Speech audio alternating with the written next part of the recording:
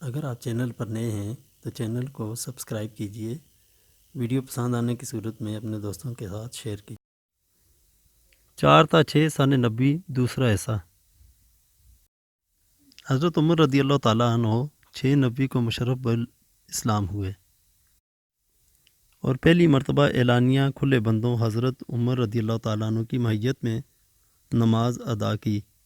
حضرت عمر رضی اللہ تعالیٰ عنہ کے قبول اسلام پر ان کا سابقون الاولون 10 مبشرہ دونوں میں ہی شمار ہوا۔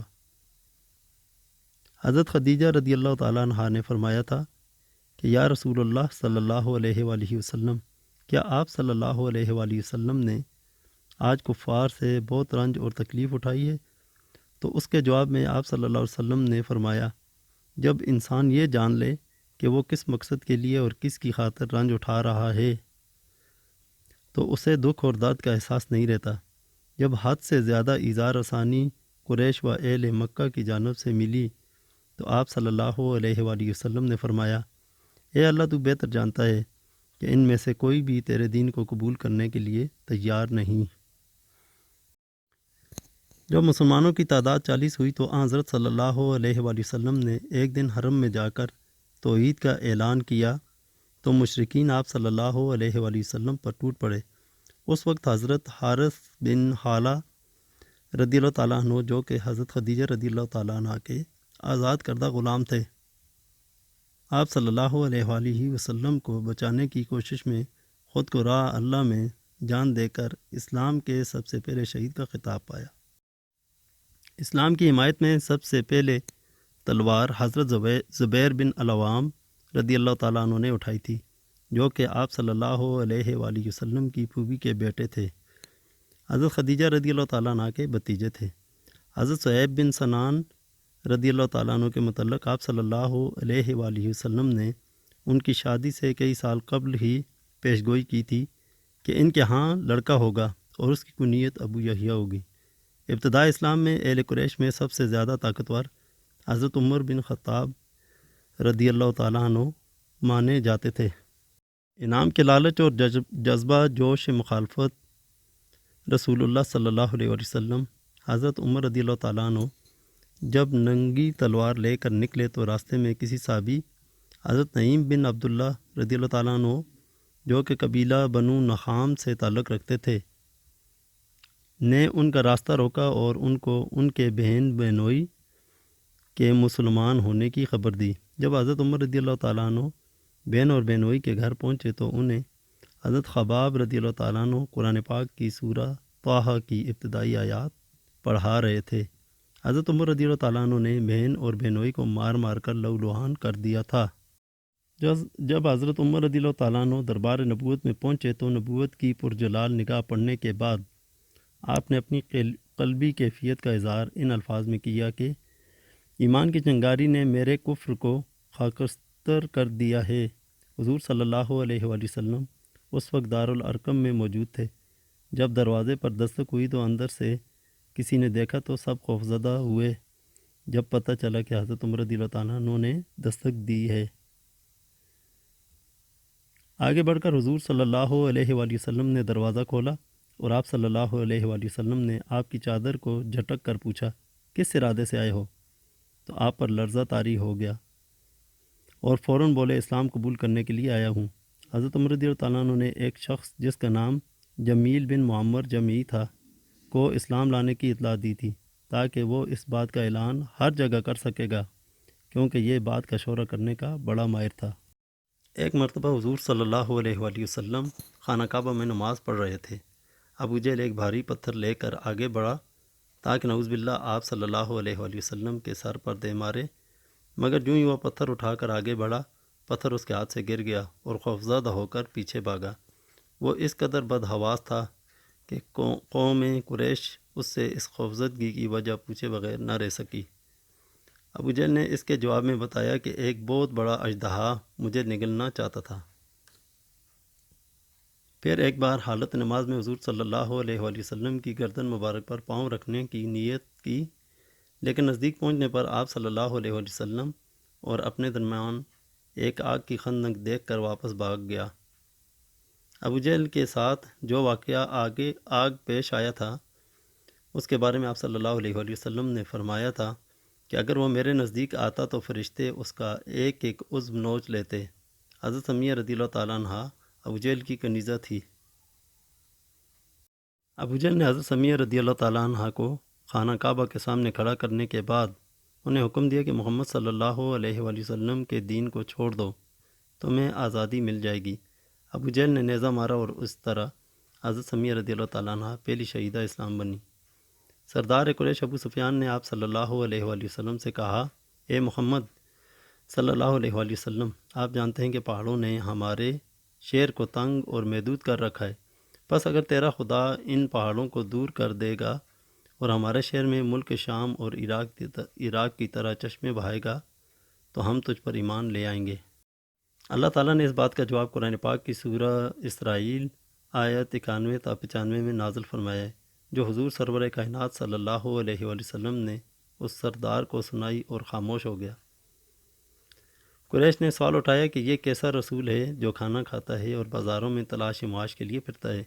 اس کے پاس کوئی فرشتہ کیوں نازل نہیں ہوتا جو اس کے ساتھ لوگوں کو ڈرایا کرے؟ یا اس کے پاس خزانہ کیوں نہیں آ جاتا؟ یا کوئی باغ ہو جس میں کھایا کرے؟ یہ سب سورہ فرقان آیت نمبر 8 میں آیا ہے۔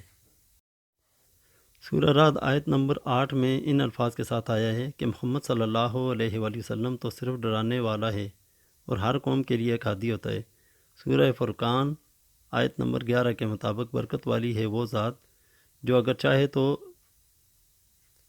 اے رسول اللہ صلی اللہ علیہ وسلم تیرے واسطے ان سے بہتر چیزیں مہیا کرے جن کا یہ ذکر کرتے ہیں، یعنی باغ جن میں نہریں ہوں اور عالیشان محل۔ سورہ انعام آیت نمبر 11 میں اس طرح آیا ہے، اگر ہم ان کی طرف فرشتے نازل کریں اور ان سے مردے باتیں کریں اور ہم ہر شے کو ان کے سامنے زندہ کر کے کھڑا کر دیں تو بھی وہ ہرگز ایمان نہ لائیں گے۔ جب اہل قریش نے وحی کا مذاق اڑایا اور اللہ پر کفر باندھا، اس کا جواب سورہ فرقان آیت نمبر 29 میں اس طرح آیا ہے، لوگ رحمان پر کفر کرتے ہیں تو کہہ دیں کہ وہی رحمان میرا رب ہے، اس کے سوا کوئی معبود نہیں ہے، اسی پر میرا توکل ہے اور اس کی طرف میں رجوع کرتا ہوں۔ قریش نے جب یہ آیت مبارکہ سنی تو حضور صلی اللہ علیہ وآلہ وسلم پر یہ بہتان باندھا، جو معنی میں ایک شخص رحمان رہتا ہے وہ آپ صلی اللہ علیہ وسلم کو دیتا ہے۔ نضر بن حارث اور عتبہ بن ربیع علماء یہود کے پاس مکہ سے مدد لینے گئے۔ نبی علیہ السلام سے استفسار نبوت سوالات کرنے کے مسئلے پر سورہ بنی اسرائیل میں آیت نمبر 110 میں یہ الفاظ آئے ہیں، اے نبی صلی اللہ علیہ وآلہ وسلم، آپ نماز میں نہ تو بلند آواز سے پڑھیں اور نہ آہستہ پڑھیں بلکہ درمیانی آواز اختیار کریں۔ رسول اللہ صلی اللہ علیہ وآلہ وسلم نے مسلمانوں کو حبشہ کی طرف ہجرت کا حکم دیا تو یہ پہلی ہجرت رجب 5 نبی بمطابق 605 عیسوی کو 12 مرد اور 4 عورتوں نے کی۔ ہجرت اولیٰ کے سردار قافلہ حضرت عثمان غنی رضی اللہ تعالیٰ عنہ تھے۔ اس وقت حبشہ کا حاکم شاہ نجاشی تھا۔ اس ہجرت میں 3 حشرہ مبشرہ نے شرکت کی تھی، حضرت عثمان غنی رضی اللہ تعالیٰ عنہ، حضرت زبیر رضی اللہ تعالیٰ عنہ، حضرت عبد الرحمن بن عوف رضی اللہ تعالیٰ عنہ۔ مہاجر عورتوں کے نام یہ ہیں، حضرت رقیہ رضی اللہ تعالیٰ عنہ، حضرت سہلہ رضی اللہ تعالیٰ عنہ بنت سہیل، حضرت لیلہ رضی اللہ تعالیٰ عنہ بنت اشمیہ، حضرت ام سلمہ رضی اللہ تعالیٰ عنہ۔ مہاجرین کا قافلہ شعبیہ بندرگاہ سے روانہ ہوا تھا۔ ہجرت اولیٰ میں آپ صلی اللہ علیہ وآلہ وسلم کی صاحبزادی حضرت عثمان غنی رضی اللہ تعالیٰ عنہ کی زوجہ مبارکہ حضرت رقیہ رضی اللہ تعالیٰ عنہ بھی شریک ہوئی تھیں۔ قریش نے 2 آدمی بطور سفیر مسلمانوں کو حبشہ سے نکلوانے کے لیے عبداللہ بن ربیع اور عمر بن العاص کو بھیجا تھا، کیونکہ قریش کا شاہ نجاشی کے ساتھ تجارتی معاہدہ تھا۔ نجاشی کے دربار میں حضرت جعفر طیار رضی اللہ تعالیٰ عنہ نے پیروی امان کی تھی۔ حضرت جعفر رضی اللہ تعالیٰ عنہ نے سورہ مریم کی چند ابتدائی آیات کی تلاوت فرمائی تھی، جسے سن کر شاہ نجاشی نے کہا تھا کہ خدا کی قسم یہ کلام اور انجیل دونوں ہی ایک ہی چراغ کے نور ہیں۔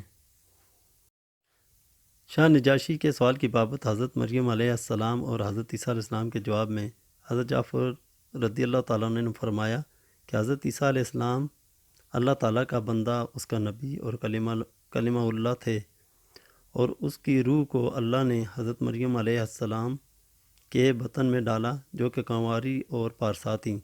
شاہ نجاشی نے فرمایا تم نے جو کچھ بیان کیا اس میں اور اس تنکے کے برابر بھی حضرت عیسیٰ علیہ السلام کے خلاف بیان نہیں کیا۔ ہجرت حبشہ ثانی 790 کو ہوئی۔ اس میں 103 آدمیوں نے ہجرت کی تھی۔ اس میں 83 مرد اور 18 عورتیں شامل تھیں۔ شاہ نجاشی نے 790 کو اسلام قبول کیا۔ مسلمانوں کے ساتھ شاہ نجاشی نے امان اور عزت کا سلوک کیا تھا۔ مسلمان حبشہ میں 3 ماہ تک مقیم رہے تھے اور شوال کے مہینے میں واپس آئے تھے۔ زمانہ نبوت میں مسلمانوں نے 3 بار ہجرت کی تھی۔ پہلی ہجرت حبشہ کی طرف، دوسری مدینہ کی طرف اور تیسری پھر حبشہ کی طرف کی تھی۔ اسود بن مطلب، ولید بن مغیرہ، امیہ بن خلف، عاص بن وائل نے مشترکہ عبادت کی تجویز پیش کی تھی کہ 1 سال آپ صلی اللہ علیہ وسلم ہمارے معبودوں کی پوجا کریں اور 1 سال اہل قریش و کفار مکہ آپ صلی اللہ علیہ وسلم کے رب کی عبادت کریں گے۔ اس پیشکش پر قرآن پاک میں سورہ کافرون نازل ہوئی تھی۔ علیہ باللہ ولید بن مغیرہ نے کہا تھا کہ مجھے اور ابو مسعود عمر بن عمیر ثقفی کو چھوڑ کر محمد صلی اللہ علیہ وسلم پر قرآن نازل ہوتا ہے، حالانکہ ہم دونوں مکہ اور طائف کے رئیس ہیں۔ اس کے جواب میں قرآن پاک کی سورہ زخرف آیات 31-32 میں نازل ہوا۔ مکہ میں آپ صلی اللہ علیہ وسلم کے ہمسائے ابو لہب، حکم بن ابی العاص، عتبہ بن ابی مغیث، عدی بن حمرہ ابن اتدسدہ، ان میں سے حکم بن ابی العاص نے اسلام قبول کیا تھا۔ آپ صلی اللہ علیہ وسلم کے ہمسائے دیواروں پر سے گندگی اور پتھر آپ صلی اللہ علیہ وسلم کے مکان کے اندر پھینکتے تھے۔ آپ صلی اللہ علیہ وسلم ان کے جواب میں فرماتے تھے، اے بنی عبد مناف، یہ کیسی ہمسائیگی ہے؟ امیہ بن خلف مشرک کے بارے میں قرآن پاک میں سورہ حمزہ نازل ہوئی تھی۔ آپ صلی اللہ علیہ وسلم کو ستانے والے اخنس بن شریک کے بارے میں قرآن میں 9 بد خصلتیں بیان ہوئی تھیں۔